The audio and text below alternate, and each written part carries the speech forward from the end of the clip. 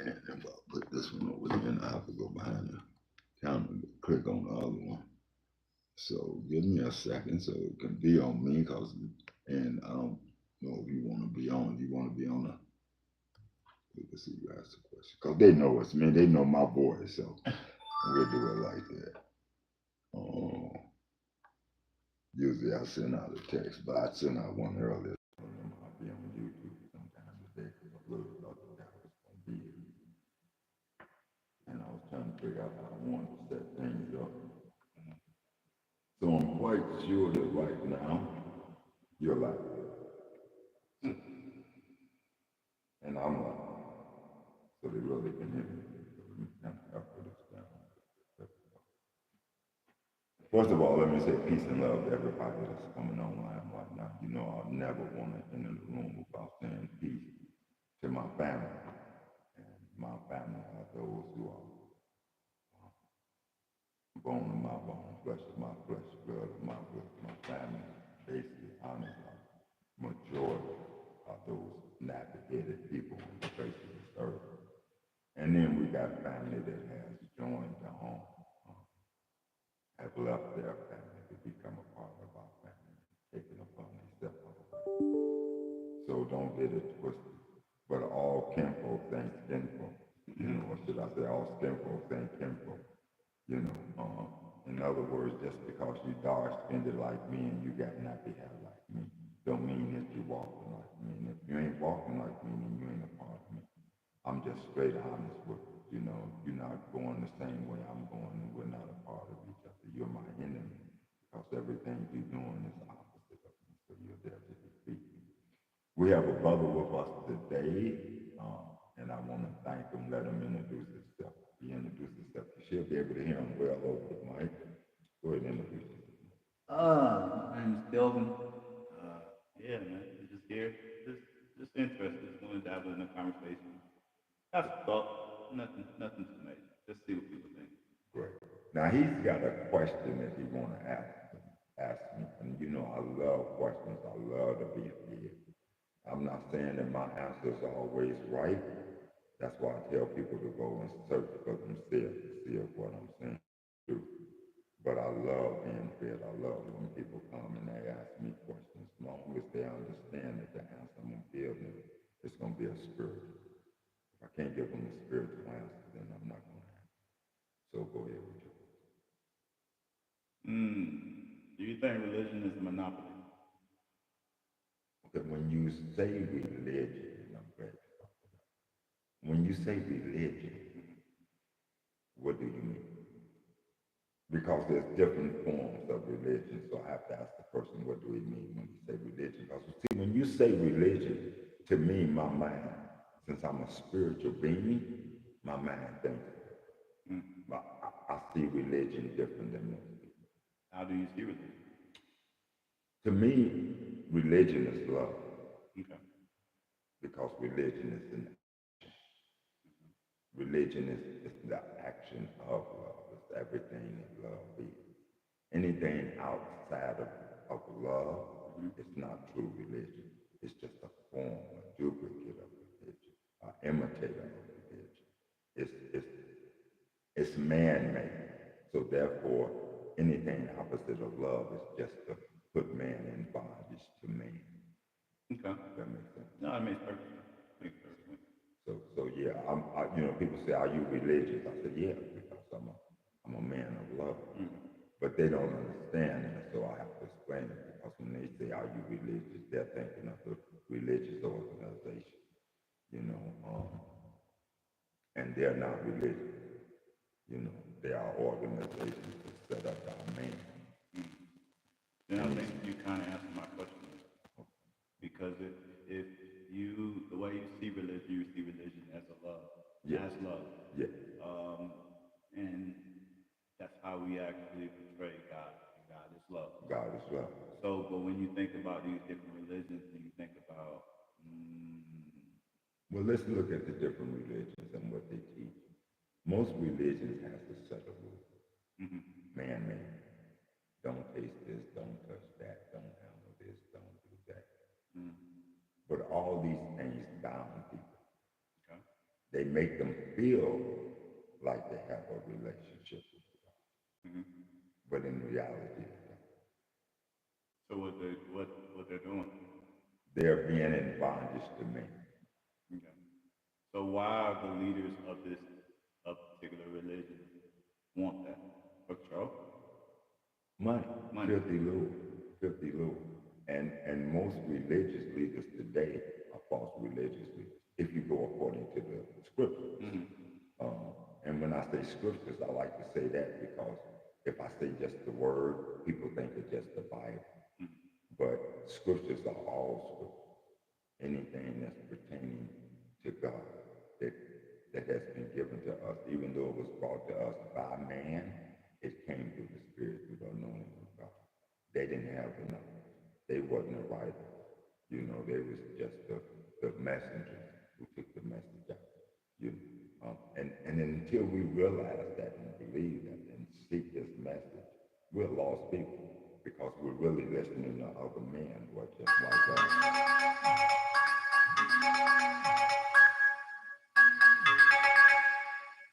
Something like that. We're really listening to other men who are just like us, who are just like us. And I'm gonna be honest with you. I've been studying a long time. I meditate there. I study all day, every day. God. I don't know if people understand when they say God is with me. God goes everywhere I go. He does. She does. They do. God is spirit. That spirit is one. So whatever you connect with God, it becomes one. You know, like man and woman, like you and your wife, y'all are one. You connected yourself together. You know, the sex act was just a confirmation, but that you were married before you had sex. You were married when y'all made the commitment that you wanted to go through life together. And y'all chose each other. Nobody had nothing else to do with that. That was the commitment that y'all made in the sight of the Most High. That was between y'all and the Most High. Then you informed others. So that made the marriage become informative to the people. They looked at you now in a different way. They looked at you as a couple, as one. Y'all were partners. But the marriage, even though y'all was married, when y'all made that commitment, you sealed the marriage, consummated the marriage, the minute that y'all went to bed. Because the Bible says, have you not read the scriptures that the two should become one? So when you lay with a person, you actually become one spirit with that person. It's not just a sexual thing. So with that being said, when you grow up and you're growing up as a young adult or just a teenager, whatever, and you're having sex with multiple people, you're connecting, you're being one with multiple people. Yes. So now you have all these different Spirit. spirits within you. Yes. And to be honest with you, that's why it's so hard. What's so hard? Relationships. Okay. Because marriage was not meant for you to go around and lay with a bunch of women before you get married, or a bunch of men before you get married. But in the Bible, it's a lot of people that have multiple wives. Right. And I know, I'm glad you brought that up. Just because you see it in the Bible don't mean that's the way that God wanted it. But the word always says with the word, it says trust the word. Yes. The word is the scripture. Yes. So if the word is the scripture and it's in the Bible, I'm just speaking Okay, on. so I'm glad you said that too. Because everything in the Bible is not for us to do. Then why is the Bible there then? There's things in the Bible for us to learn from, so we don't do them, so we don't make that mistake. A lot of things that we look at, we got to also look for the mistakes that they were making. You know, like the Israelites who were God's children, they always failed. That's why they were called a stubborn people, because they always turned away from God. They always did what was wrong when they supposed to have been doing what was right. God never, ever gave us permission to have more than one wife. We choose. You know what I'm saying? We choose. And in the process of choosing them, if you look at I don't care what scripture you read, if you look at the places where they had more than one wife, they had many problems. Many problems. And the wives became jealous of one another, which brought more problems. Of course. You know, and they wanted to be in the position of the other one. They wanted the top position because they wanted their children to have the top one father. So it brought a lot of confusion. Like how the Roman Empire was with all the different emperors, and then they had these different kids, and it comes back down to the situation where kids end up getting jealous, or you see the kids end up killing one because they know they want the power of this. Right. So what you're doing is you're bringing division. You're creating division. You're doing the opposite of all that God is, because God is unity. God is unity. And if you got children already fighting against each other, hating on each other, because that ain't my daddy, that's your daddy. That ain't my mama, that's your mama. You know, but they're being raised by the same individuals. You see what I'm saying? It brings in confusion. It's like the mother who has 5 and 6 different fathers. You know, now when they grow up, they don't have a father image, and the father images that they get from time to time from their fathers, it contradicts with the other father. Yeah.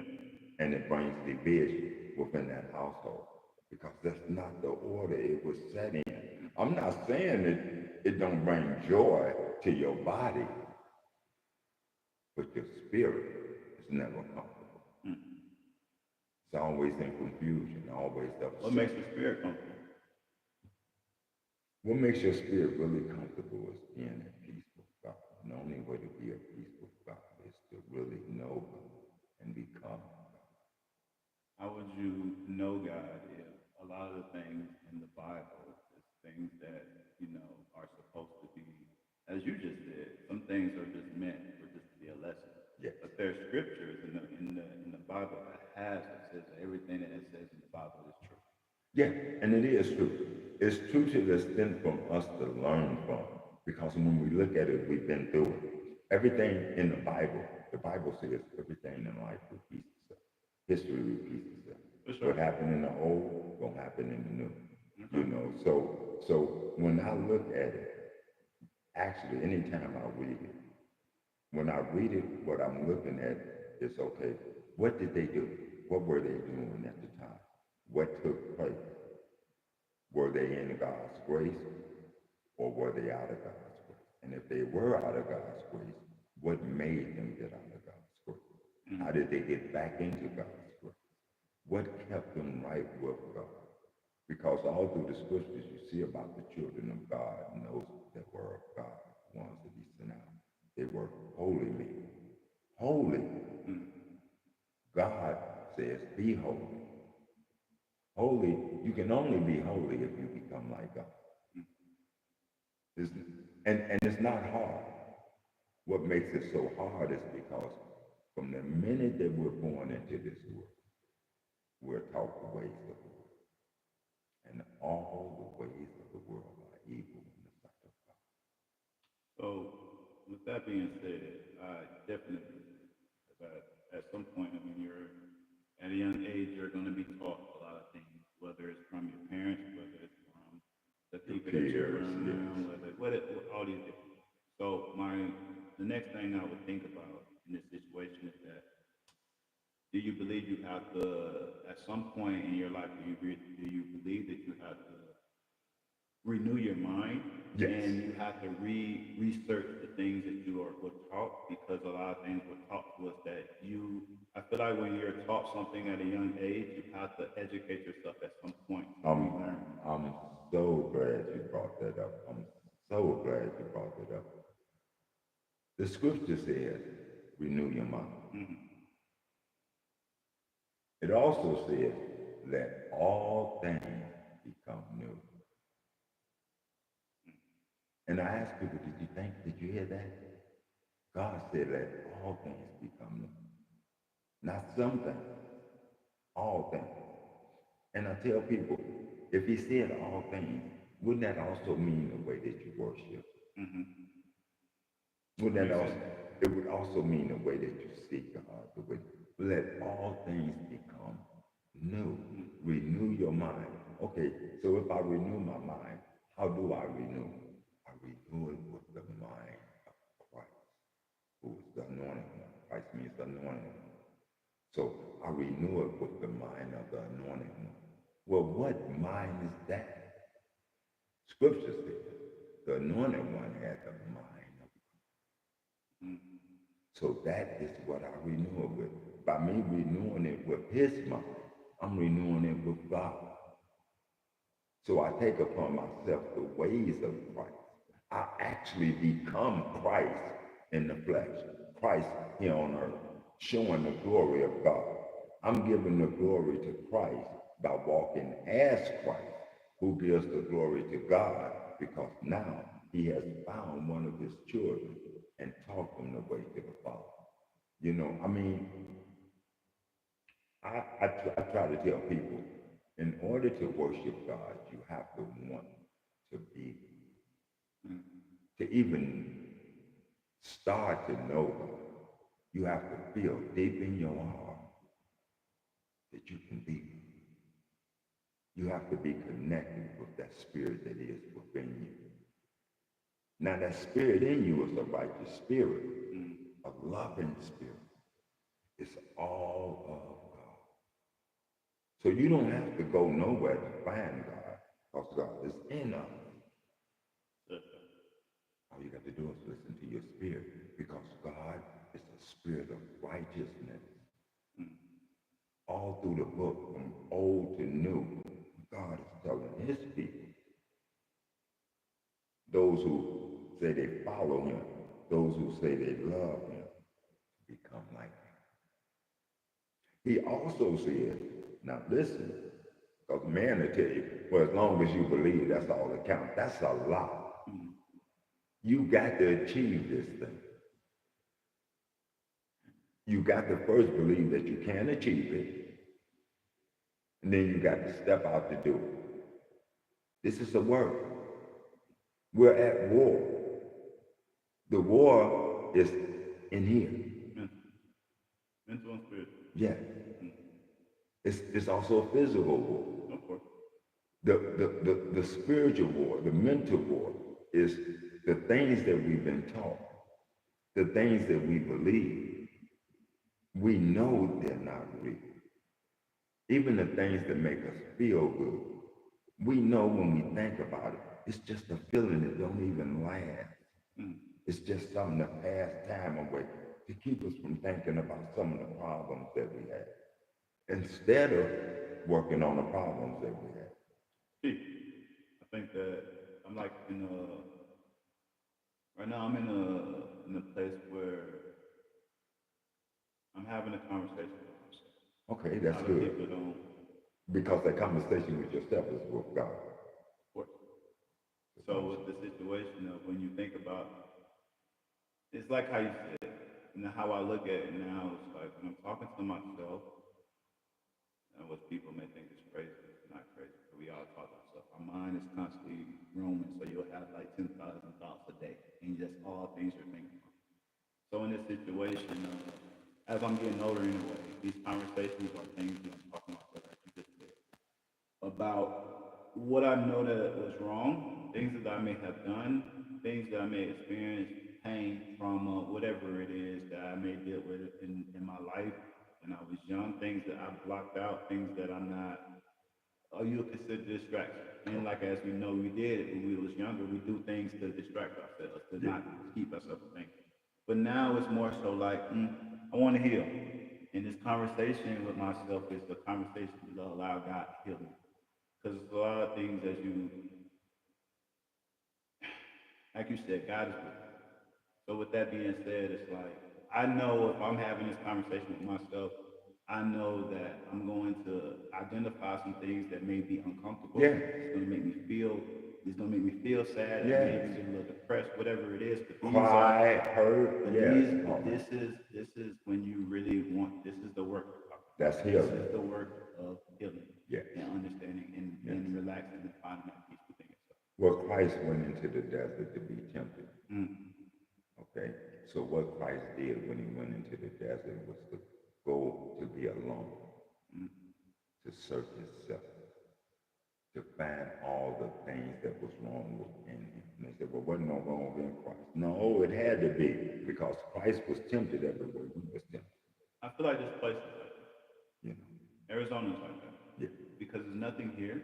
Right. So it gives you a place to meditate and spend time with self. Because you're not going to just go out and do something. Yes. Because there's not too much to do. So you That's have, so in this place and so when you said Christ went to the desert, it's like coming to Arizona, you're in the desert. Yeah. So you're in this place where you're just actually, just with yourself. Yes. And either you're going to distract yourself or you're going to be mindful. Be like, hey, I'm in this situation. Let me understand why I'm here. Right. Let me take advantage of it. And if I'm here to learn, what am I here to learn? Exactly. And if I'm here to learn about self, how do I start doing that? So I have to go within self and see what's in me. Because until we go, see, this is my belief. There's a lot of things in us, some things we don't know. But until we let it go, we can always be tempted by it. Anything that tempts us is in us. That desire, that thought, that lust. So once we see that and we know that that's not of righteousness, because God is righteous, that means it's not of us. So now what we have to do, that we know what it is, we have to fast from it. Yeah. See, most people when they hear fast, they go by the religious fast. But it's not. It's a fast where we have to stay away from it. Not do it. You have to be disciplined. You have to be disciplined with yourself. And That's the true fast. And you don't want it. I always say I don't want to get to something where I'm addicted to it. Right. Where it's so much as I need it. Where you don't have no control. I have no control of it. That's right. I always want to have control of something that I'm doing. Because the minute you get to where you're addicted of something, where you don't have control over it no more, when you come in need of that and can't get that, now you want to go out and take that. So where's the God in you? Because the God always has control over self. You see what I'm saying? Self-control is important. So it's like with fasting. I was reading the other day in the scripture, I forgot what that was. It was in the Bible though, but he was talking about going, it was in 1 Peter. It was chapter 4. And I was reading chapter 4 of 1 Peter because something that caught me that morning I wanted to share. I only got to the 5th verse before I went off. You know, when I go into it, I try to go. But if you read through that 4th chapter, you'll see that he talked about fasting from things. And he said, do you not realize that when you fast from this, you get power over this? Yeah. So you actually take back your power. Because when you have a desire for things more than you do for self, because now you putting these things over self, you putting these things before you. It's like money. We put money before our families, before one another. We have become so much lovers of money. We have become so much lovers of money that we forget about what really matters, and that's one another. We're so into things and into fashion and into all these glorious things. And it's terrible. I listened to a woman who's a millionaire now, and she was with other millionaires. These are black, successful millionaires, but they're so in tune to the money that they can't even see one another. So they're always fighting and bickering. Yeah, before you, like you just said, you gotta think about others. I think others is way more important than anything, but you have to make sure you're okay with yourself. Right. You have to fix yourself before anything, before you can do anything for others. I think sometimes we get so obsessed with ourselves, and then once the success comes, and once you have these things going on, you pay attention to that because because this is what's giving you your happiness. This is what's bringing you to like, oh, I'm doing great things. And until a hiccup comes, or till some disappointment comes, then that But kind of sets you back. but honestly, deep down inside, you know you're not. Because when you're alone, you think about where you at. Of course. And we all know we're not where we want to be. We all know there's something missing. You know what I'm saying? It's like people who come to me and say, well, I feel this and I feel that. I say, yeah, but feelings has nothing to do with what's real. Feelings come off of emotion. Emotion. Emotions.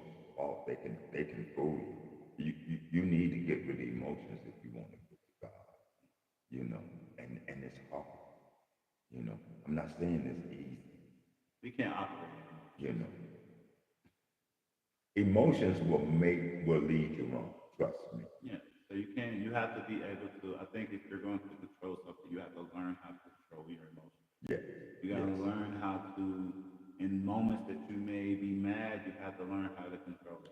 And be able to know the difference from what's real and what you feel. Because my daddy That's used true. my daddy used to always say, believe none of what you hear and only half of what you see. Because everything you see ain't always what you make it to be. Yeah, a lot of times what I realize is that everybody's going through life. Yes. Everybody's experience is different, and how our experience is different from growing up. Whether you have both parents, one parent, whatever it is, it directs you in the path of your life that you need to go. So and we all got paths. You know, your path may not be my path, but the end result is that it's leading us to the same place. You see what I'm saying? It's leading us to that holiness.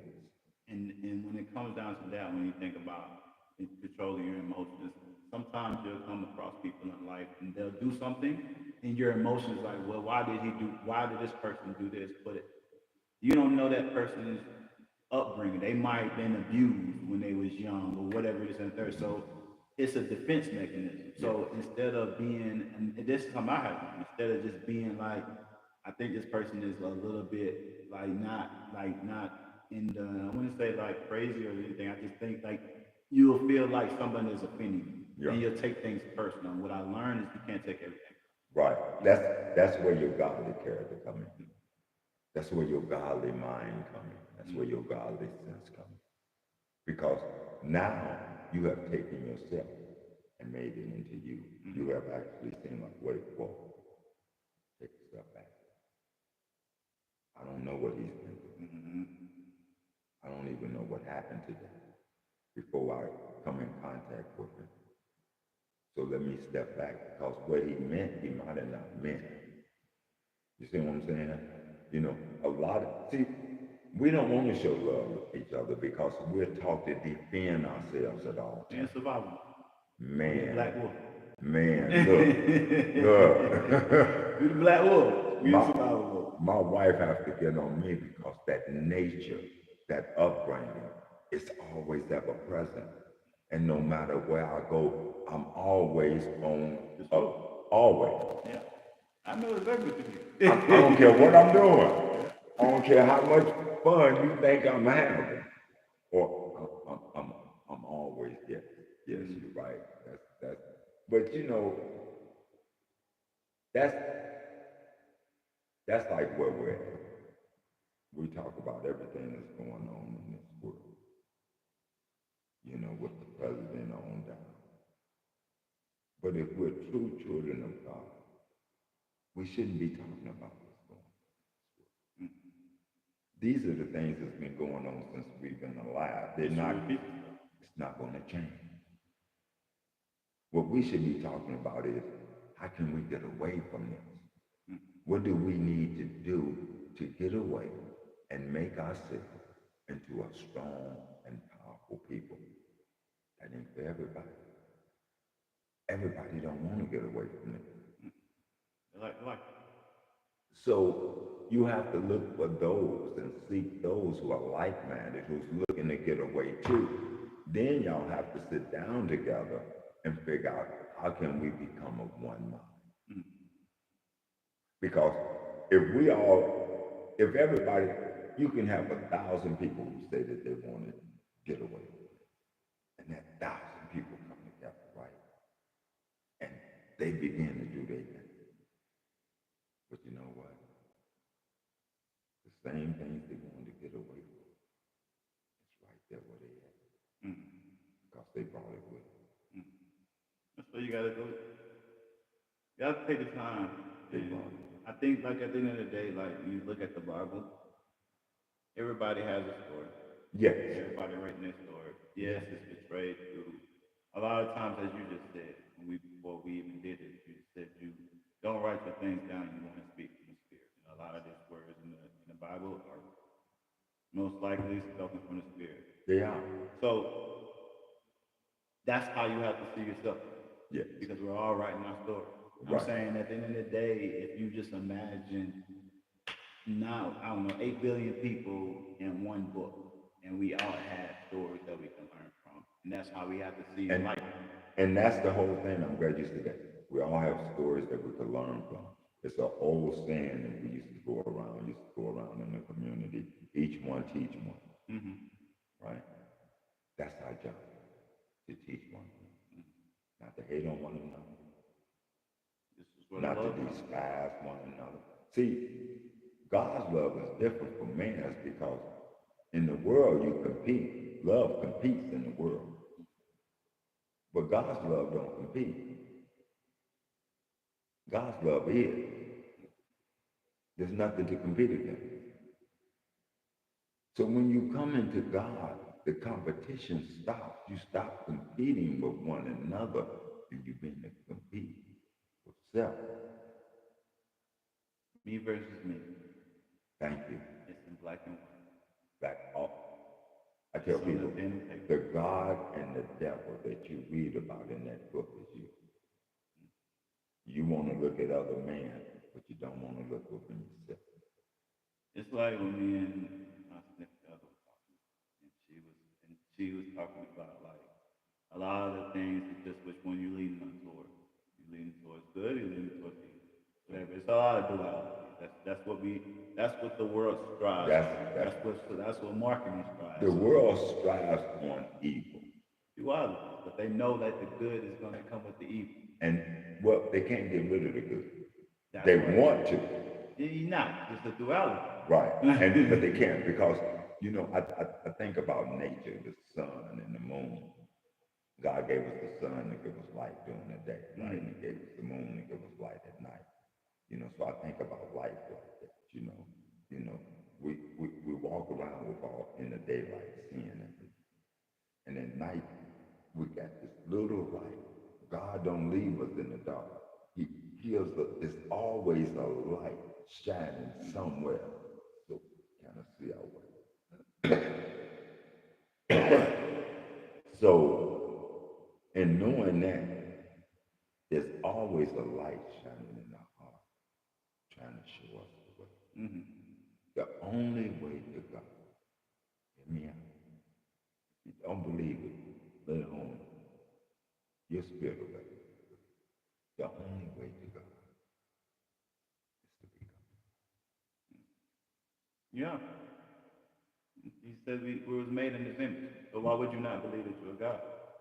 Not only believe that you're God. Well, why would you not know that you're God if you're created? But which God do you want to be? Because there's many gods. Mm-hmm. When you read the scriptures, you will see that the Anakims, the angels, the ones, they were gods. Yeah. We were supposed to be gods on this earth, just made a little bit lower than them for a while.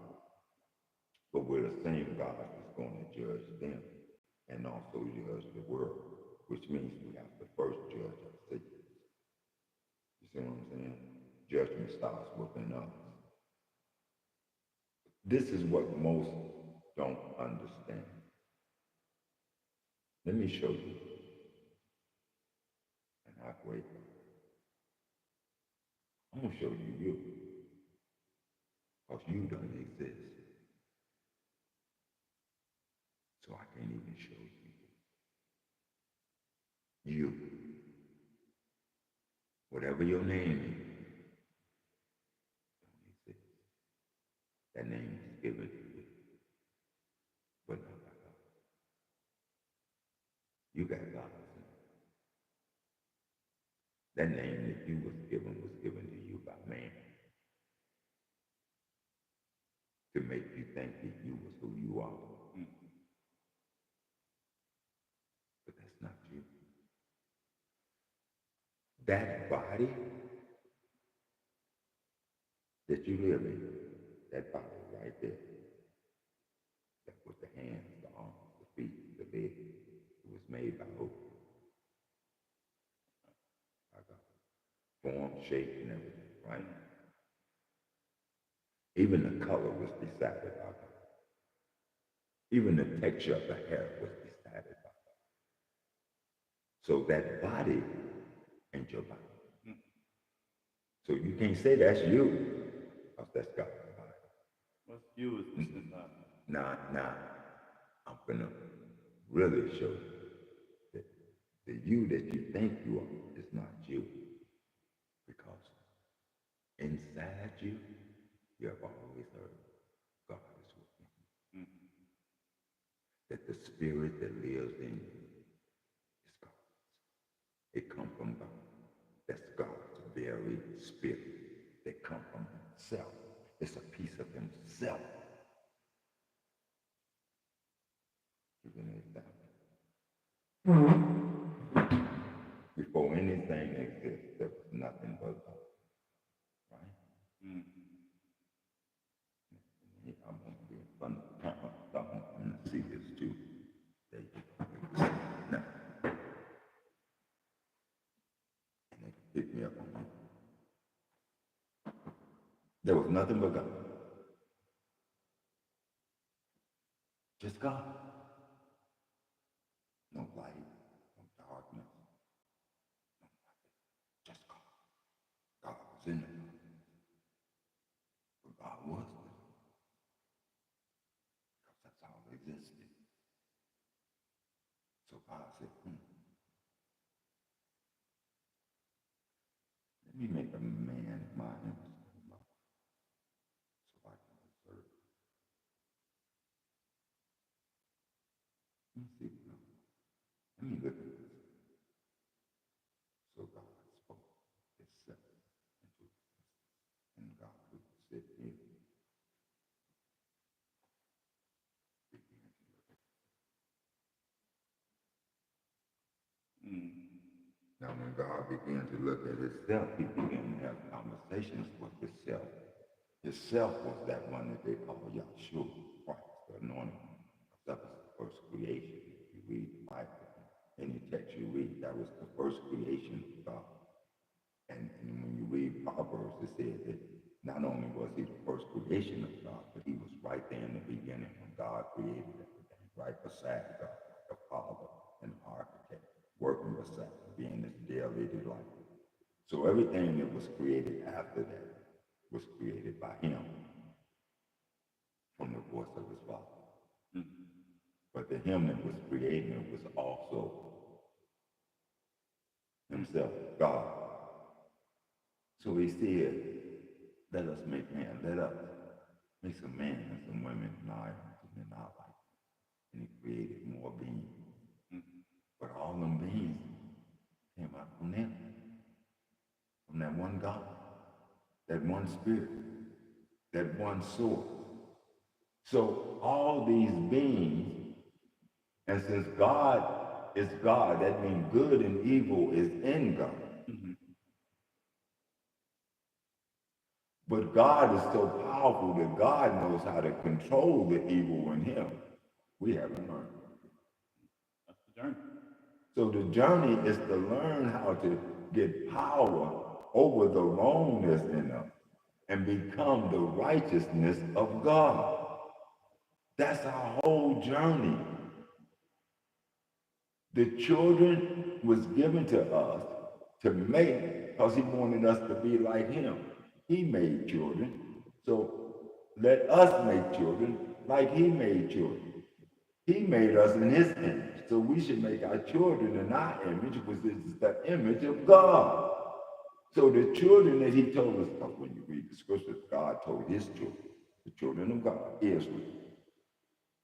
He told Adam and Eve, which was his child, his children. He said, go out and multiply.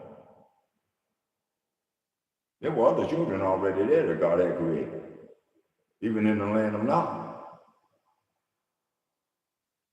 He said, go out and multiply. Have many children. Don't just have the children to have them just to go around and brag and say, I got children. No, have the children so that you can raise them in the right ways, make them imitators of you so that you can go out and subdue the world. So we're waiting on God to come back and take over the world. And God is waiting on us to become like him so that we can subdue the world and take charge. Because he gave us charge. But we can't actually take charge until we bring him back. We can't bring God down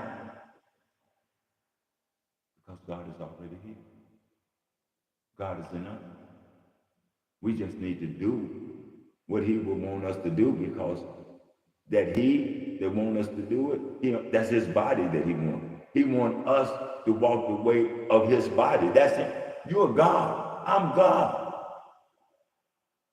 The source that you come from is the same source I come from. God is looking at his own self in us. But he's also letting us learn the difference that's in us. So he can tell who needs to be with him.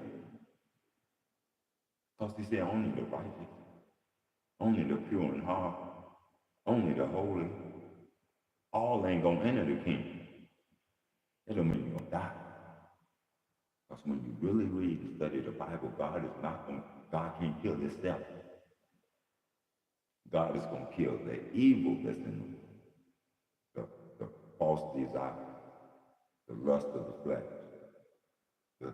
That's what God is gonna do away with. But God does away with that through us turning and doing what's right. We're the gods that do away with it. See, we want to give everything to God to do, but God already gave everything to us to do and gave us everything to do it. It's within us.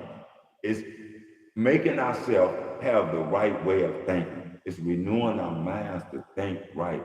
And if we renew our minds to think right with the mind of God, we all become into one mind. We're all thinking and walking the same. Well, that would be dull. No, that would be peace.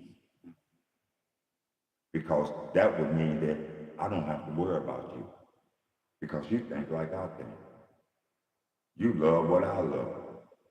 You love that's right. So you're not going to do me wrong because you don't love wrong. But there's people that want control. Them are the ones that are not of us. Yeah, but that's the duality of this life. But you have to be able to separate yourselves from them because if you don't, you'll never become as strong as you're supposed to be. I think everybody's going to make a choice. You're either going to choose to separate yourself from it or you're not. But there's like you just right, it's choice. You just used the example of people being so focused on their millionaires and they're so stuck on this. They don't even see the totality of what's going on in their situation, in their circle, in their environment, of the things they could accomplish, the things they can do. They don't. Because at the end of the day, for a lot of people, that's a sense of control. That's a sense of, so it goes back Most people seek power because they want control. Yeah, for sure, but that's, even money is associated with control. Yeah, so with that money is the root. It's the root of, money is the root of all the evil. And people say that, but what you mean by that? Money ain't nothing wrong with money. Yes, money is the root of all evil because money is the things that, money is what you seek that causes you to do the evil things that you do. You just have to change. You have to understand what money means to you. Money is the tool. That's all it is. And that if that's how you see it, some people use it as, some people see it as life. So it goes by how you view it. Right. You So the ones that see it as life, if they really sit back and look, they'll see that they're lost. Because money can't give them. Money can't keep them. Well, at some point you realize that no matter how much money, I think a lot of people, I think even it's hard for somebody. I think this is the situation that happens. It's hard for someone that doesn't have nothing at all, and they see other people with everything in the world because they have the money for it. And in this situation, you're going to think that that's the life. But the person that has it all will tell you the complete opposite. Like, I wish I didn't have all this because of what it comes with. Right. When you Thank have you. those type of responsibilities, when you have that type of, when you're on that platform, when you're on that type of level, you're gonna have way more responsibilities, and it's gonna be depends on how you're gonna handle those responsibilities. Are you gonna handle this way or this way? So your life is directed in that way. The only thing I can say about that is, what I do have a question about. So I dabbled in a lot of different religions Okay. because I wanted to understand. So did I. Yeah. So I wanted to see like why did different denominations choose to read this book or this book? Why did Muslims choose to read the Quran?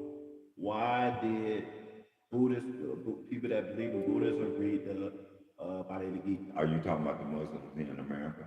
I can't speak on, I'm just going by the I can text. only speak on the Muslims in America. I can only speak on the text. I'm not going to speak on like The specific people. reason most blacks in America who are Muslim chose to be Muslim and to read the Muslim text. But if you ever read the Muslim text, it says the same thing as the Bible. And that's my point.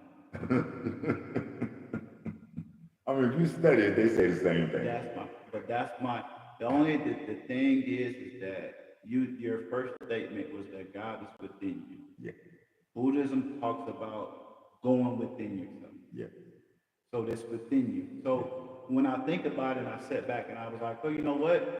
It makes sense because I didn't travel different places. So, but it makes sense of why these specific texts was meant in these specific areas because of the people, how they was coming up, how they was upbringing. When it was easier to be in America to be a Christian. Not only that, when you do a study on the different religions, you know, Abraham and all that, Mm-hmm.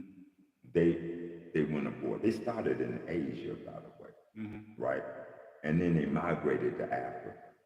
Now, as they migrated, they grew, so they had to spread out, go different ways and stuff like that. So every time they split up to go different ways, they had to have a different leader for that group, for that tribe. So the leader left with the same teaching, but didn't teach the same. Yeah, you had to make it correlate with the people. You know, so by not teaching the same, well, when you read the book, it wasn't so much as making it correlate. It was so much as them wanting to change some things because they felt like, well, Moses wasn't right in this, or Abraham wasn't right in this, so I'm going to change this. You know, we're still of this way, but we're going to do it this way. So you believe that? So that makes sense that you believe that the text is off. Yes. In the Bible. Yeah. Yeah. Yeah. Been off. It's especially the Bible. Okay. Especially the Bible, because first of all, where did Jesus come from? Who is Jesus? The J is a letter that came into the English alphabet in the 1600s. So I ask people all the time, what was he called before the letter J came? And whatever he was called then, why would you change it? Because they added a J to the alphabet. So that's the question. Why would they change it? So that means that it wasn't changed by God, it was changed by man. And man is considered the evil one, the devil. So man is evil in all he do, so he's got to be the devil. So if you're going to change it, you only change it for one reason and one reason only. To deceive the people. Control and to deceive the people. Well, you're going to deceive. When you deceive people, you want to control them. Right. And you're very right. So they got control because now they give you this Jesus, and most of our people are seeking Jesus. Well, that's just because of you know, and they're so hooked on it that you can't take them away from it. You can sit down and reason with them, and they still won't give up Jesus. See, here's the thing. It gave them hope. Yeah, but look at the scriptures that they read. They're going opposite of what the scripture says, because the scripture says that my children shall know my name. So that means you should know the Father's name. And the Son said he came in the Father's name. And all the disciples, the prophets in them, they walked in God's name. They went in God's name. They never went in their own. When Moses went to Pharaoh, he went in God's name. So we are supposed to be walking in God's name, because that's the name that we carry. But if I'm carrying Jesus, who is this Jesus? And when I call on Jesus, how is this Jesus going to help me? Everybody who calls on Jesus for worldly things. So how do you call him God? God is the Most High. Is it the highest? Well, the highest is Anu. Anu, A-N-U. Okay. And when you study about Anu is male and female. It's light and dark. It's good and evil. Well, once again. You see what I'm saying? So that's why I try to explain to people, we are that. That's us. God is us. We have an X and a Y from We're God. But we have fallen from our true self because we're not united. God is one.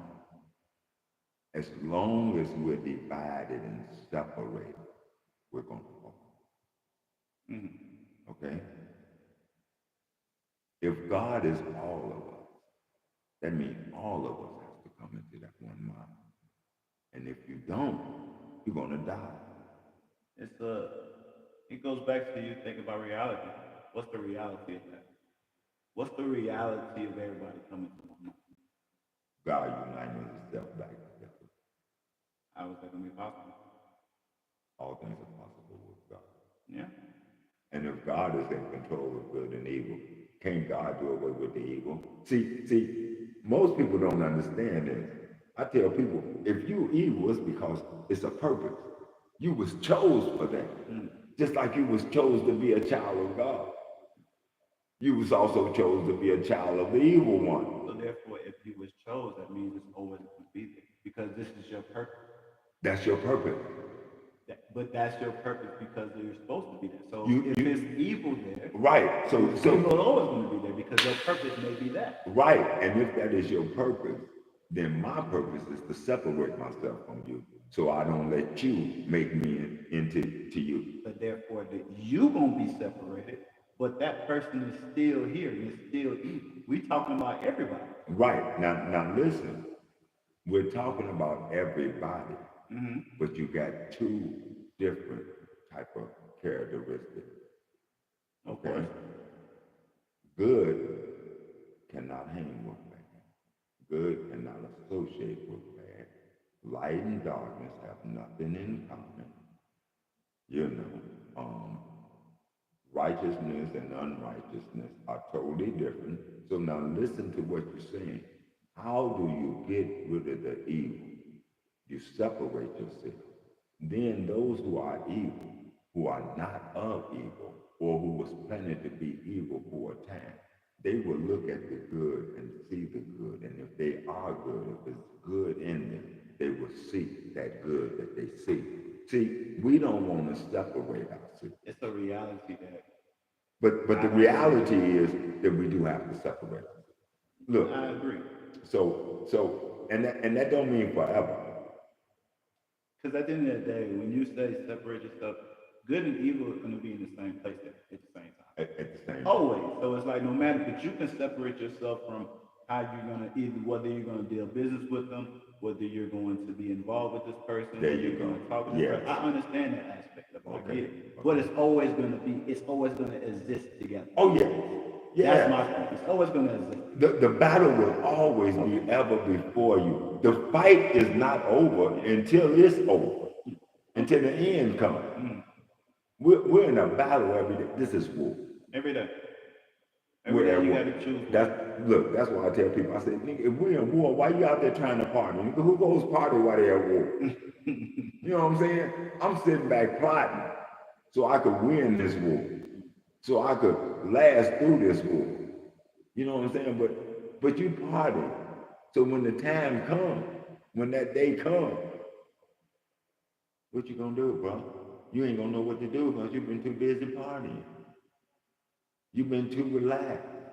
I think that's just how it is, man. At the end of the day, like you said, it's your journey. Yeah. And you're going to have to go through this It's and your write your salvation. story. You're Yeah. going to have to go through your experiences. Yes. And like you said, you're going to be choosing. Yes. So in this situation, It's you're going to have choice. many opportunities to choose good and evil. Right. So who do you choose? Do you choose to walk as Christ or do you choose to walk as the Word? It's always choice. All through the scripture. It's about choice. God don't say, well, I'm going to make you this. He said, I'm going to give you the choice. But that's To choose me. But that's the... Which means to choose to do right. See, that's all it means. We want to take God away from ourselves. But that's really us telling us, what do you choose? Do you choose to live right and love the people around you? Or do you choose to live against the people around you and not really love? But that's the situation that even when growing up and going to church and you being spoken to, like, if you do this, you're wrong. If you do that, then it's almost beating it to you. Like, don't get me wrong, now I feel like times has changed, so now it's a little bit, you have to kind of, yes, I would agree with that word.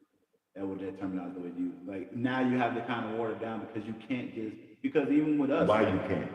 For me, it's like, if you're you can't beat something into something. No, you can't beat. Now, I agree with that. You can't. Beat No, because I don't care how much you beat them, all you're going to do is make them hate. Because the only reason I say this is because I'm going from experience. Growing up, I didn't grow up in a church, but I have been in a church. Right. But in the situation of, I went to school at a Christian university, blah, blah. And I watched, and was I perfect at this time? No. I was young, I'm still learning. And at the time, you understand a lot in this moment. When you're a kid and you're learning and you're being provided information. I didn't know this information. Right. Some people grew up in church, so they know this information going into their teens. But I didn't grow up in church, but I knew the information because. How did you know the information? My mother was into God. And she taught you. And she taught me. So, but you had to relearn it. Too. My father was the opposite. But now think about this. At this point, when that happened, we ain't gonna get in date. But when you growing up with your mom, that's some time ago. And you now still at this day studying and learning. Of course. Where you're relearning everything, and there's something. Everything that mama planted in me. Exactly.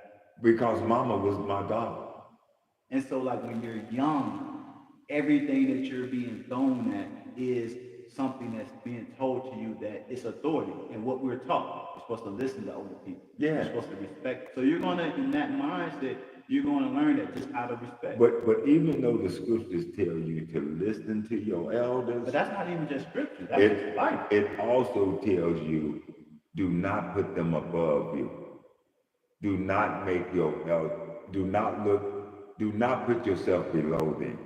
You know what I'm saying?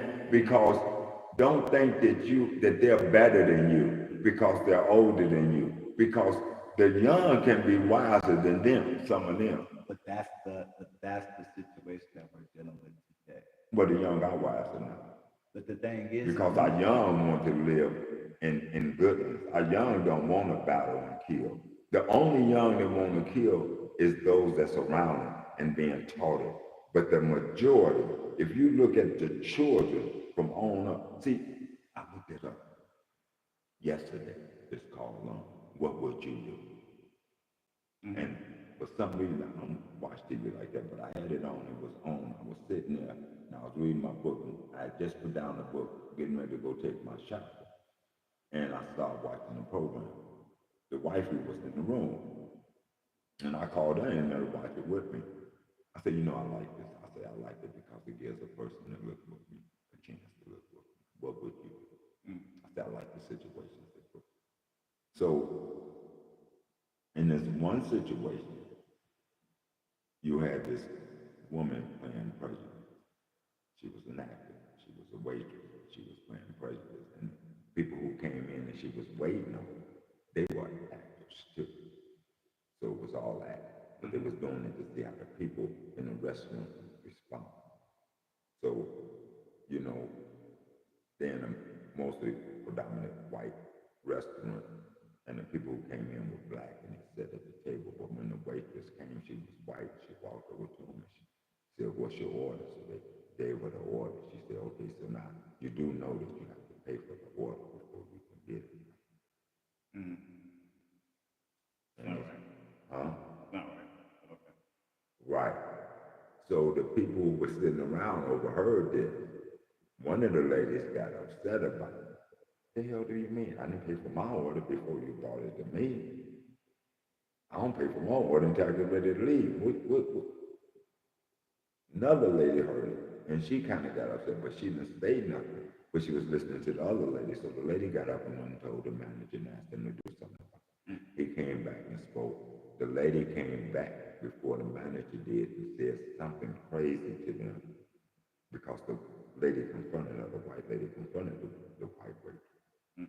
And the other lady was listening, the other white lady was listening, so she said, "Well, you know, it's just the people there. Y'all don't have to pay to because people there." She said, "Well, what do you mean by that?" That even made her even more mad, you know what I'm saying? So eventually the lady and them stormed out. They said they didn't want to eat. You know, they didn't think it was right. You know, so it really showed how that choice is always there before to do right or to do wrong. I think that when the scriptures tell us to separate ourselves, to tell us that so that we can become strong and do right.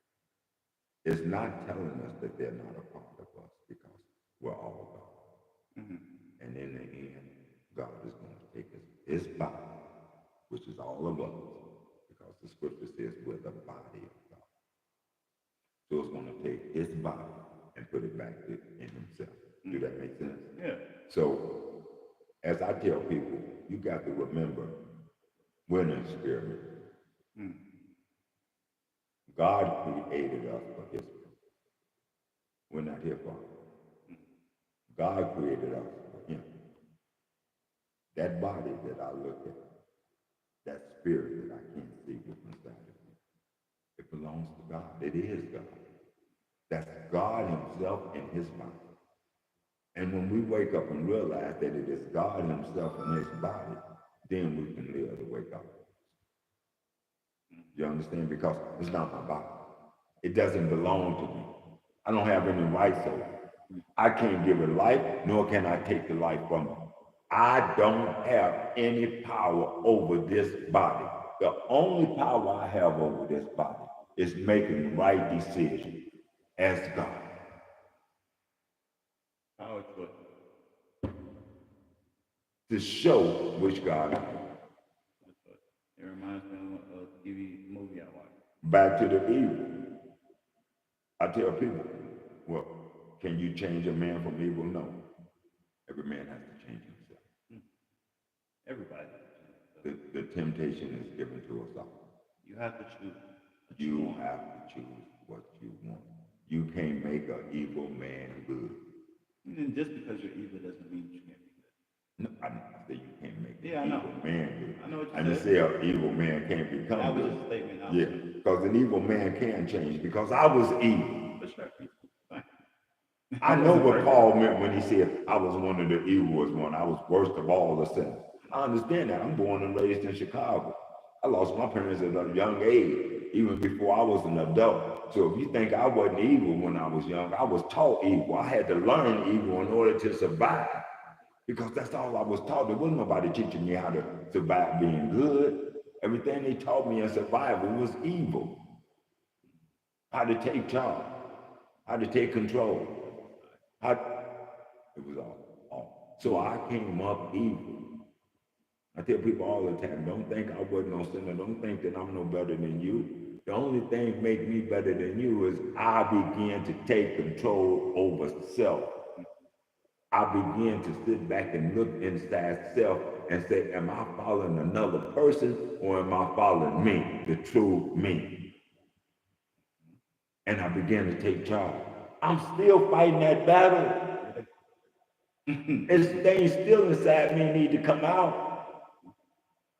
Now, when I get them all out and I become perfected, as God is perfected, I probably won't be able to tell you about it because it'll be time for me to go. Right, it'll be time for me to go. You know what I'm saying? But you'll be learning from my experience. Man, I remember him, man. I remember what he went through, man. God, he just disappeared. Where did he go? Man, he was old and still walking around doing the things like young people. You know what I'm saying? I don't understand it. Look at me, man. Being taken away like you. You know what I'm saying? And people say, well, that ain't, yes. If you believe, if you ain't even got to believe, all you got to do is just look at nature. There's got to be something more greater than what you see, bro. That's beautiful. What tells the water? What tells the rain to rain? Who controls it? Who gives order to it? Who gives order to the moon to stay where it stays and the sun to stay in the place that it stays, to rotate the way it rotates? Who?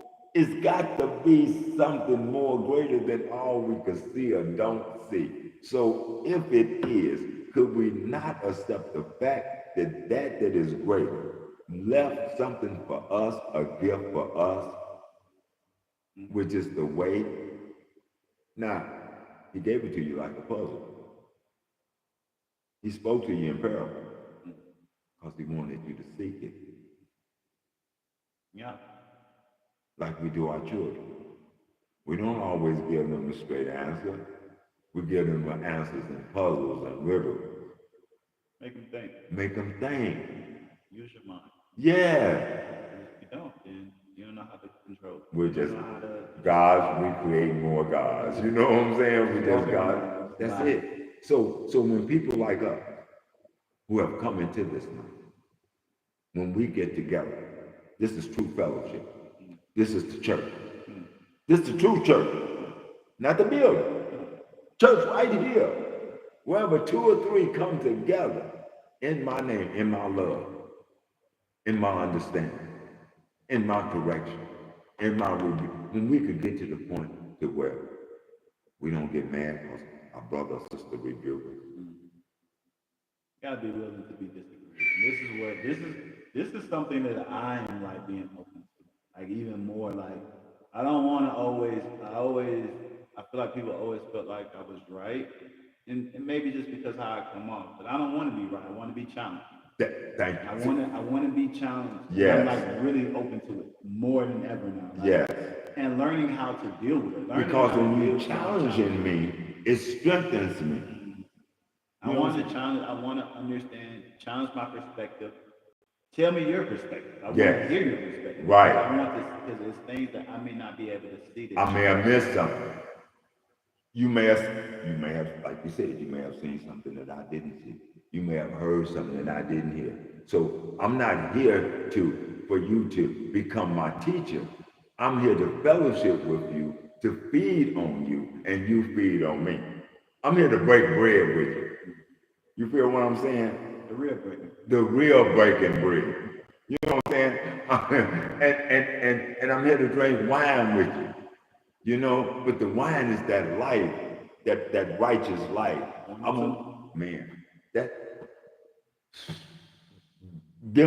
These are the people that I look for. These are the people that are a part of the organization that was created by the Most High. That's the thing we do is by the Most High. The Most High is in charge.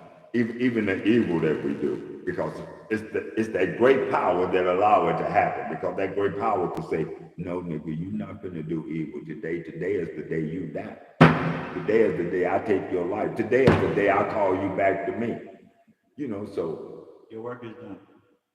You know what I'm saying? So people miss you. They don't know why you left. They don't know why you gone. But it's like it's your time. It's your time. It's your time. A lot of times you have done what you was called to do, and it may be for somebody else.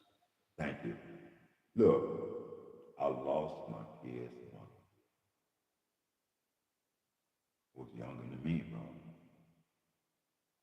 Because all my wives have been younger than me.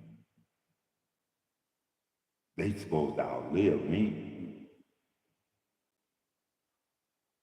I'm supposed to be and raise my children in the right way where I ain't got to worry about my children or worry about my wife, because my children gonna be there for their mother like they supposed to be.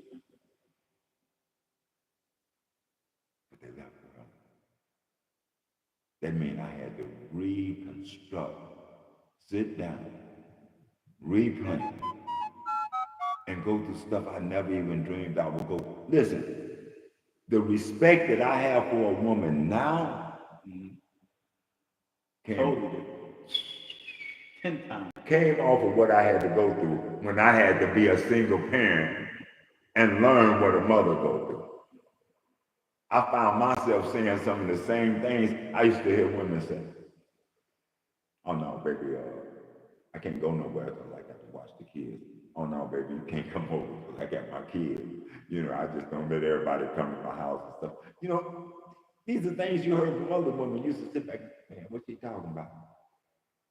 But you understand. But now I understand. You see what I'm saying? That's how I see it too. Like I don't have kids yet, but it's like I have a lot of friends with kids, especially like newborns or just 2 years old, and you start to see it, and you start seeing how they're parenting their kids, and now, like I told you, I'm in a state of healing, so I'm like knowing the things that I had to go through as a child and what I missed out. Like even your story, even your situation of losing both of your parents. Me, on the other hand, I have both of my parents in my life, but my mom raised me.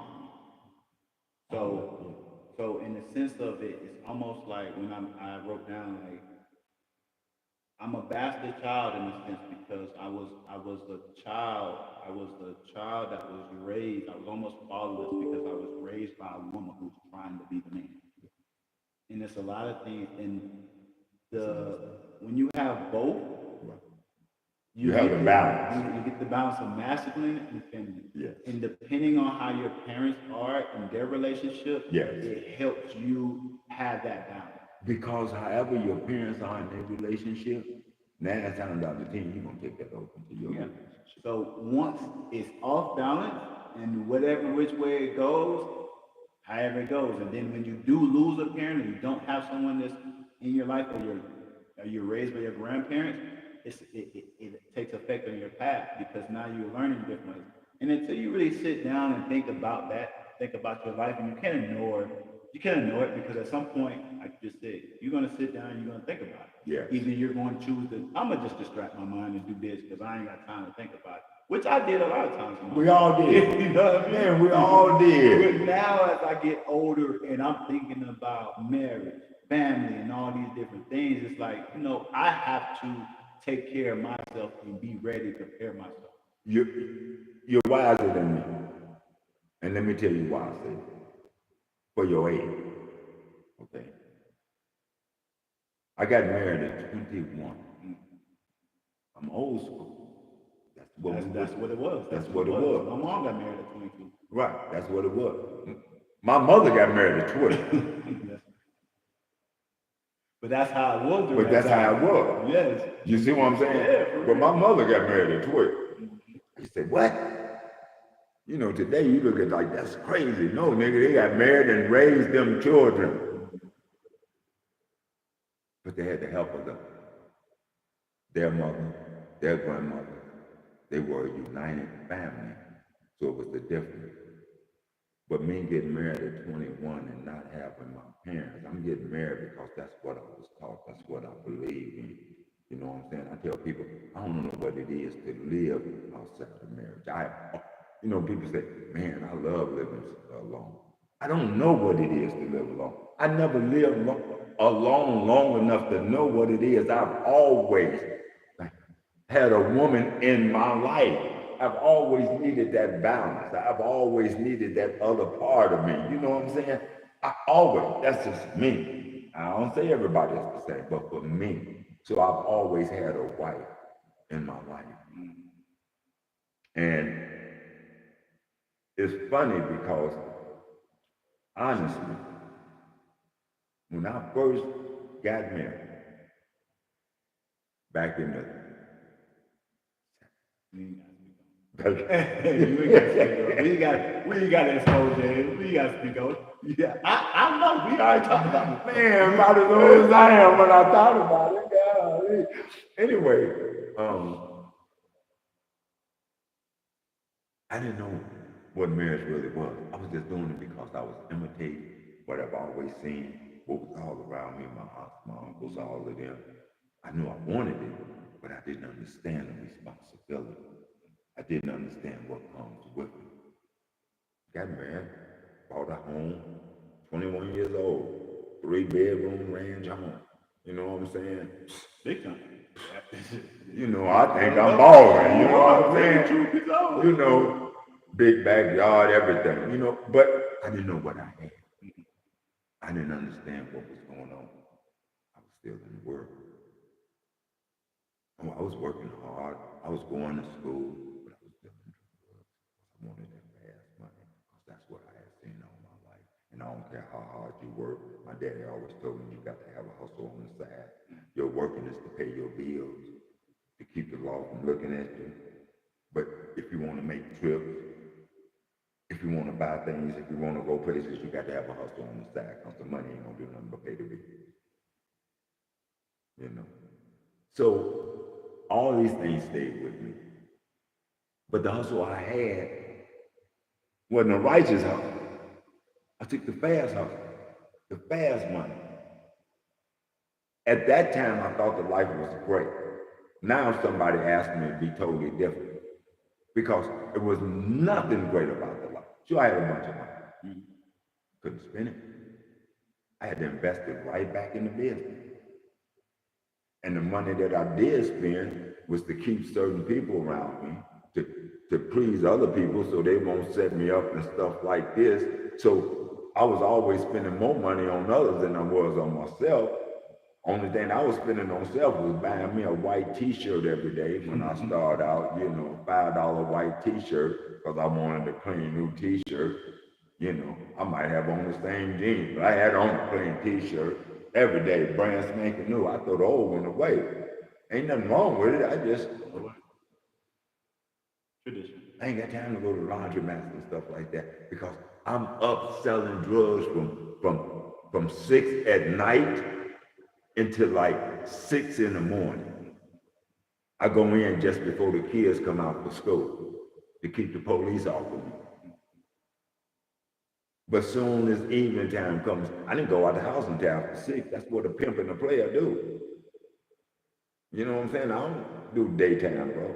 Unless I got some business to take care of. Otherwise, I'm stationed. But that same life was passed down to my younger children. Out of stupidity. Because I'm walking around trying to teach them to be like me, check out your daddy with the guns. I'm even putting the guns on them, so if the police stop me, the police ain't gonna check the baby stroller. Police ain't gonna check my little 6-year-old son. Even though I didn't taught him how to pull a gun if he have to and shoot him. I said, hey, do it. He knew how to pull and just start. Don't think, don't act, just shoot, like I told him. Then was the wrong thing. I thought it was, but all I was doing was setting up my kids. Now that I look at it, for death, for destruction, like I was here. So you got more of an opportunity than me because you have time, you have awakened. And now, since you have become awake, you are striving for newness. So when you do decide to have children, your children won't have to suffer and go through the things you went through. I got children that had to suffer and go through what I went through. I got sons under me who look just like me, who went to prison like me, who suffered like me, following my track, because they was raised in Chicago too. They didn't know no different. Daddy did it. Daddy drove big cars. Daddy kept money and pretty women. I'm gonna do it. And when I look at them, I see me all over again. I see the problems they have. I see the changes they go through now. But now, I have another batch of children, younger than them, who's not like them. Characters is different. Thoughts are different. Ways are different because I wasn't the same person. I didn't raise them the same way. Kind of gave them the stuff that my mama gave me. Other children, I didn't give them the stuff my mama gave. It always comes back to a circle. You see what I'm saying? So yeah, you're right. It always comes back full circle. But I regret that because they know I love them. They love me, but we're not what we're supposed to be, and we'll never be one like we should be because they wasn't raised by me. I was in prison. They was being raised by the world and them trying to imitate their daddy. Now they have to learn this stuff all by themselves like I did. And maybe that's what's meant. Yeah. Even though it's so unfortunate, but even the way I came up and I was like, I'm not saying the kids probably feel this way, but I'm just thinking about it. Like I was so upset. I remember being upset with my dad, with my mom, and how they raised my brother. So they're not in my life. Like they're not really helping me. This and that, third. But it's like as I'm older now, and I look at it, I look at experience. I look at it and experience in every way, like in the sense of their experiences. Like my father didn't have his daughter, so how can I expect him to be a father to me? He don't know how to father.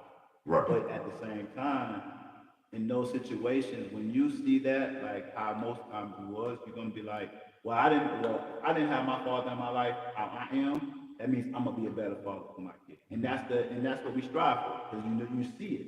So maybe my father was in that mindset, like, oh, I'm gonna just be a better father than my father was, but maybe in his mind it was providing money wise, not spending time, not pouring into your child. My mom so focused on her relationship with my father instead of pouring love and kindness into her kid.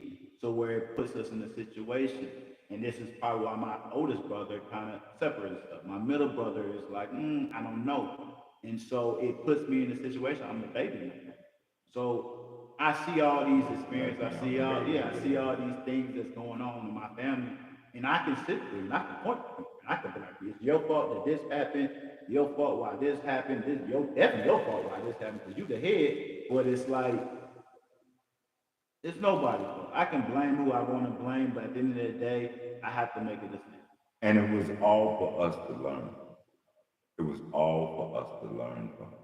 If our parents wasn't right, we should be able to learn from it. Exactly. You know what I'm saying? Well, my dad wasn't right. My dad was a straight up gangster. Okay, so what did you learn from? Did you learn it's better to be a gangster or is it better to live right opposite of the way your dad lived? I'm not putting your dad down. I'm just asking you, what did you learn from him? You know? That's the key. Right. You have to look at your history. Yeah. Yeah. And that's where the past comes from. Yeah. You want to be present. You want to be present. You want to prepare for the future. And your past is what is going to help you in situations that get you. So let me ask you a question. Do you believe that we can live forever? Do I believe we can live forever? We do live forever. Right. Mm-hmm. But do you believe that we can live in this world without doubt for at least 1,000 years? Yeah. Yeah. What do you think would create that? Because right now we couldn't, because man ain't gonna let you live over 50 years. He gonna try to kill yourself. You know what I'm saying? So yeah, but when you go through, it's about a legacy. Mm-hmm. So when you think about it, how long Jesus gonna live for? Still living. Exactly. He lives because it's legacy, right? That's why I tell people all the time. I say I'll live a long time. They say, what you mean? I said, well, do you understand that I have 9 children? I have, last time I counted, 22 grandchildren.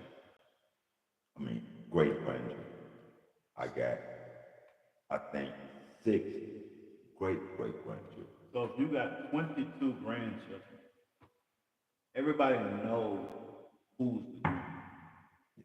That's you.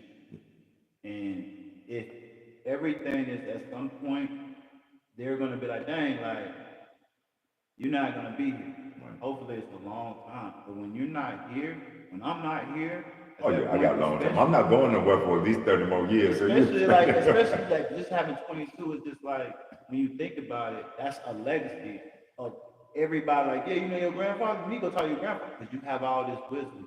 So as a kid, if I'm young, if I'm 15, 12, yeah, it may not be what you want to hear. Yeah, it may go over your head. Yeah, it may just be, he's just gonna talk about God, this and that, third.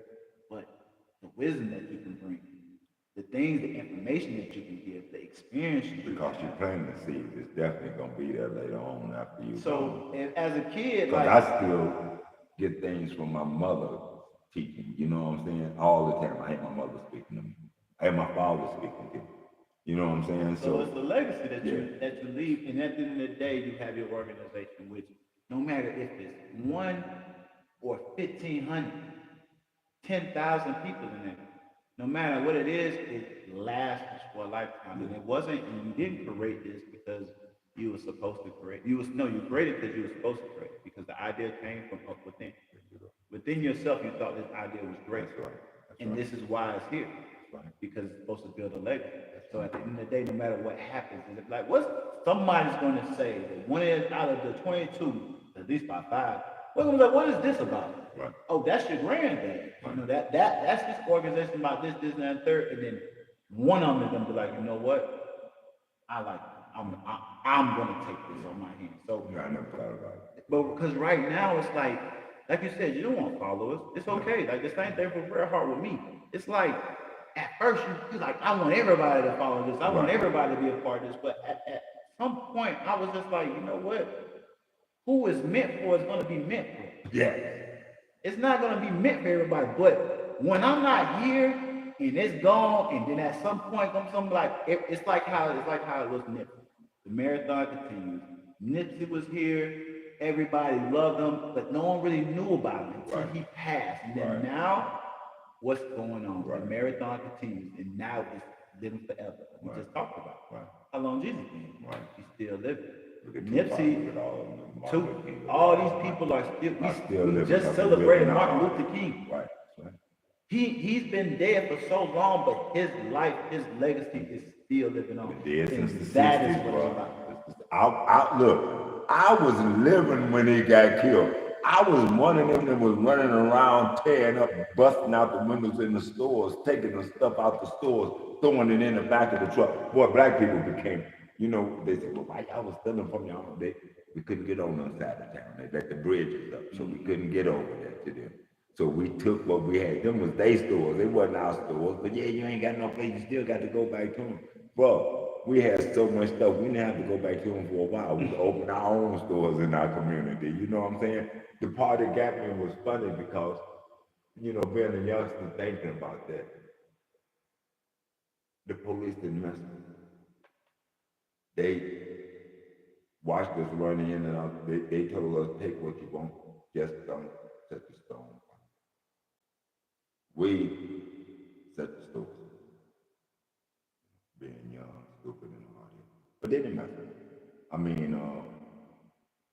But I learned a lot from that. I seen the unity of my people. Unity and destruction. It wasn't destruction of us. We wasn't destroying one another. We wasn't hurting one another.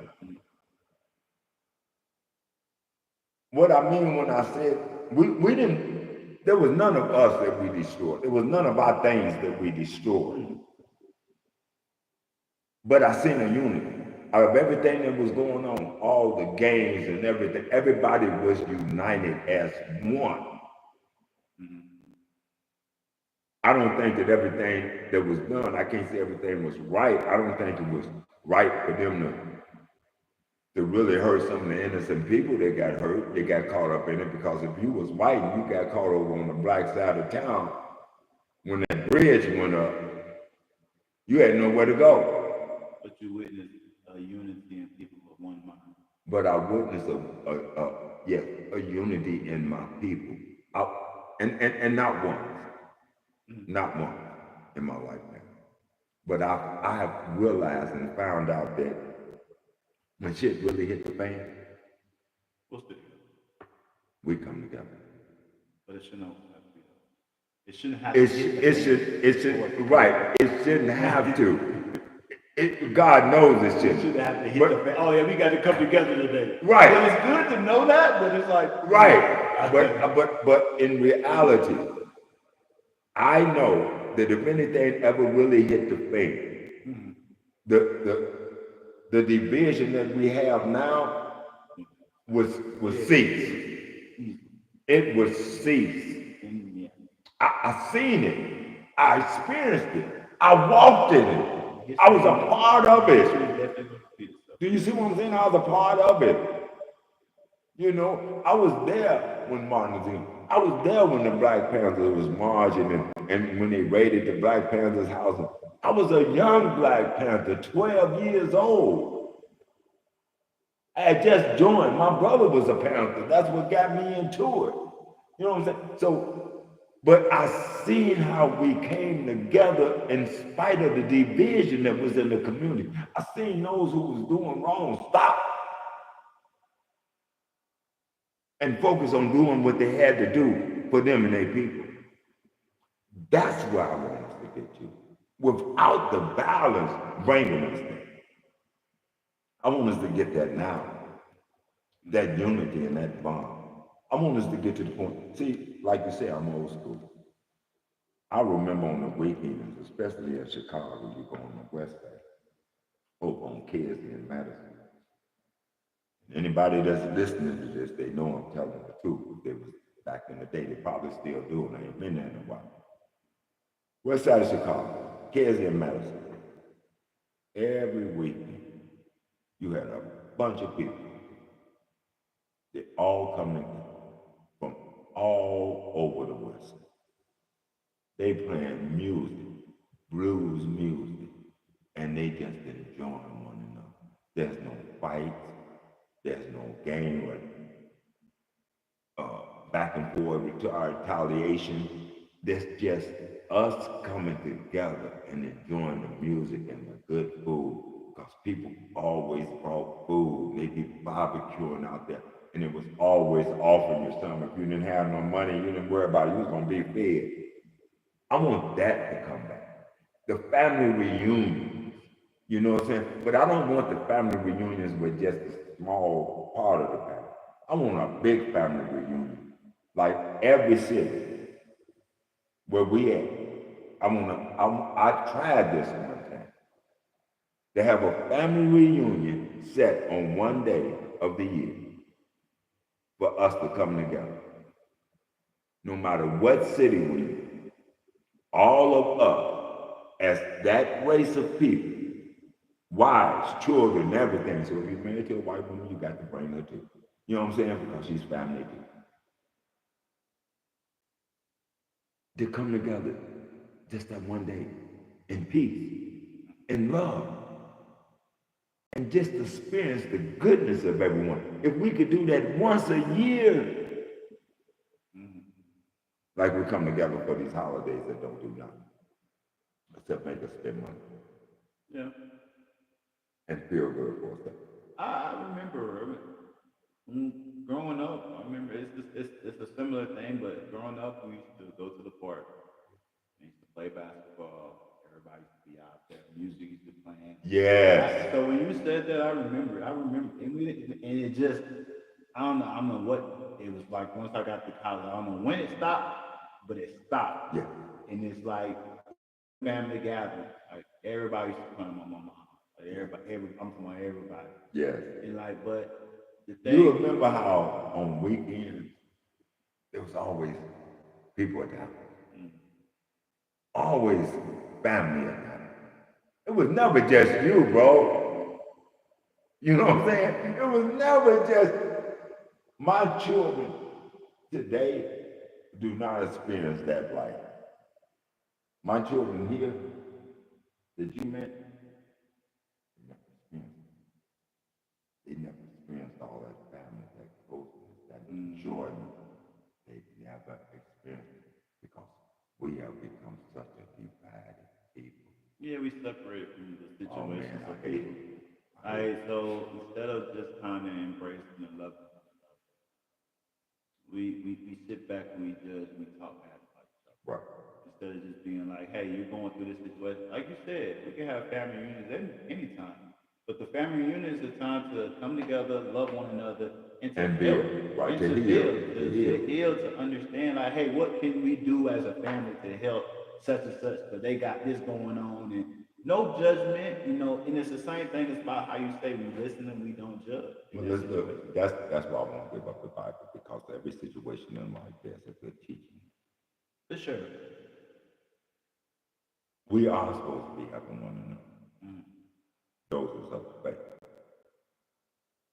They never said anything was their own. They shared all that they had so that none of them would be in need. Mm. How do we get back there? How do we get back to the point that even though we may rise to the top, we didn't rise there for ourselves, we rose there for us as a people. So now that I'm on the top, I have to reach down, grab my people. Still be a student. You see what I'm saying? Mm-hmm. Because a lot of times we set out, even our politicians and stuff, they set out to do good. But once they get out there and they get in the waters, and the waters become rough and deep, they forget about the people. They forget about why they got in there. I think the thing is because they feel like they put the work in, and everybody doesn't put the work in. So if I'm working very hard, and you my family member, and I see that say that you don't work at all, you just kind of be chilling at the house, blah blah, and you expect me. This is how people are. You expect me, which is supposed to be, I'm supposed to help you because you're my family. Right. We're supposed to have one. If I now, this is what I feel like should happen. In a situation, if I'm successful, and if I have all this, I'm not gonna sit here and say, hey man, I got 20,000 racks. I'm gonna give you this 20,000 on your feet. No. But what I should be doing is, hey, what you interested in, like what you like to do, like what you trying to do, like what is your goal, like what are your targets, this, that, third, like, and holding you accountable to that to get you to bring you there, because sometimes it just takes someone else just to help you, but a lot of people don't see that, and then a lot of times people don't handle it. So how do we get our people, Mm-hmm. to come together? Mm-hmm. Because I was sent to my people. Mm-hmm. Some was sent to preach to the Gentiles, the other nations. But I was sent to teach and preach to my people and my people only. I teach others if they happen to be around or in that spot, but I wasn't sent to them. Okay. Okay? And I try to let people know that. So sometimes other people may not like what I say, but my concentration is on my people because until my people have the right mind, until my people come out of that lost state that they're in, I'm stuck in that state. Because I'm wherever my people. You know, I've always felt that. And I love my people. I don't care how many other races you take me around. The bottom line at the end of the day, I want to be around my own. I enjoy my own. Even though we may not always do everything right, there's just something about being around my people. We like music the same way. We like to dance. All the things they like, I like. Mm-hmm. So at the end of the day, I prefer to be around my own. If that's prejudice, then I'm sorry. That's just me. I don't want my children to marry outside their race, even though some of them have. Mm-hmm. You know, I didn't approve of it, but I still love them. They're still my children. They got to deal with it, not me. That's their life. Mm-hmm. They got to live it, not me. So I'm not hating on them. And the children that they have is my grandchildren. And I'm sure not hating on them, because they didn't have nothing to do with it. You feel what I'm saying? They didn't have a say-so in it. It's just that I was taught that. And I say that because I want to keep my people pure. And that's why I was taught to keep our people pure. Pure in the way that we think and in the way that we live towards one another. We lost that pureness because we stopped mingling with one another. We lost that togetherness because we stopped mingling with other nations. we took our eyes off of one another and put our eyes on other nations, trying to be like them. And now we have become blind to our own. So my struggle is for righteousness within my people. Every nation has to work on their own. Self-preservation is the key to all nations. I'm not saying that another nation of people can't come join us, but I don't want their input because everything that they have done to us shows them as an enemy to us. And I don't care about what they didn't do, but they bloodline. And what makes you think that they're any different from their bloodline? It was passed down. That's still in the back of them. That's still somewhere in them. So, right. So you can be a part in certain things, but when it comes to the end of the day, you got to go to yours. I would prefer. You can learn with them, but I don't want you to come and teach them. Because everything you ever taught us has been deceit. So you can learn with us, but you go back home and teach your people so that they can become like us. Since y'all want to be like us in righteousness. Let us be the leaders of the way. Because the way y'all lead is death and destruction. So I want us to get back into us. I want us to renew us. I want us to renew the love that we had, renew the bondage that we had, renew the trust that we had, renew the faithfulness to one another. That's what I fight for. That's the God that I fight for. I don't want the God of this world because the God of this world has divided us. So I want my people to accept the right God, which is in them, which is them. Everything that you read said that the dark-skinned race was the God that was created.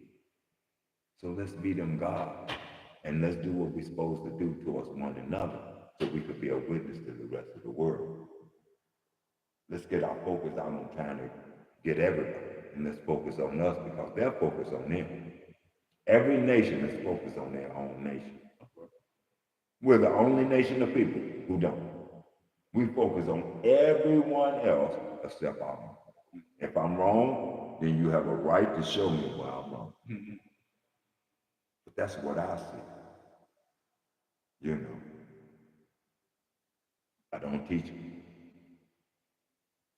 seeking God. I teach seeking God with you. I don't tell you to go find God out somewhere else or go over there. I tell you, seek the God within you. Find that God that's in you. When you find that God that's in you, you're going to find your true self. You know, I don't tell you to go seek Christ. I tell you to become Christ. Don't go seeking to be the anointed. I got to seek the anointed one to get saved. No, you got to become the anointed one to be saved. Not to be active. You see what I'm saying? So it's not that I really teach different. I just teach a different way. I understand. Just a different way. I don't dwell on all the stories in the Bible. I dwell more on the way we should live in the Bible. Because from old to new, it tells us that how we should live, what we should turn away from. It's not there to give you a bunch of stories except to show you how your fathers failed so you don't make the same mistakes they made. It's not to put them on a pedestal. Because if they had did what they were supposed to, they would be here. And we wouldn't be in this struggle. We're in the struggle because they failed. I don't want to fail. I'm tired of falling, bro. Progression. You know what I'm saying? Bro, I'm tired of doing this alone. And I know I'm not doing it alone. But I miss the fellowship. People say, well, you got other believers. I don't want the Christian fellowship. I want the true fellowship. I want my brothers and sisters that's into the church to come out the church and become the church. You know what I'm saying? So I'm an enemy anyway. I'm an enemy to all. I'm even an enemy to my revolutionary group. Because anytime we talk about getting together and fighting the beast, I say, how we gonna fight the beast? First, we got to be a one man. And until we can come in one man, we can't whip the beast. And that's going to be the most difficult thing. You got to get many people on one side. Man, and bruh, it is the hardest thing. And then I don't want to become like a Malcolm X. So you're going to have to find a different approach. Malcolm X did it tomorrow. You know what I'm saying? I don't want to have to become dead for you to wake up and hear my message. But that's normally how it happens. Yeah. Most of the time it happens when you're gone, and that's when people pay attention. Yeah, and that's terrible, ain't it? Because now, like, dang, I should have listened. Now, dang, I should have did this. Like, I should have. Not doesn't exist no more. It's So, terrible. Like, but that's the reality of it. That's the reality of it. So I don't know what we have to do in that situation. But the conversation was great. Hey, peace and one love. I want to thank all y'all that joined in. I wasn't looking at the screen to see who was joining in. I wasn't even looking to see was there any comments. If you do have comments, you didn't get a chance to post them, You know this is the YouTube channel. Make sure that you post this on all your social media. Let our people come together. Let us talk about the things that we need. We're having conversation with just brothers sitting down at the round table breaking bread together. Excuse me. Neither one of us are right. We're both right. Neither one of us are wrong.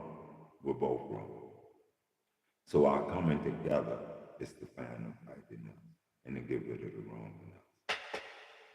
But we're right when we're sitting here trying to talk about what we need. And I'm losing my voice, so I'm going to go drink me some water.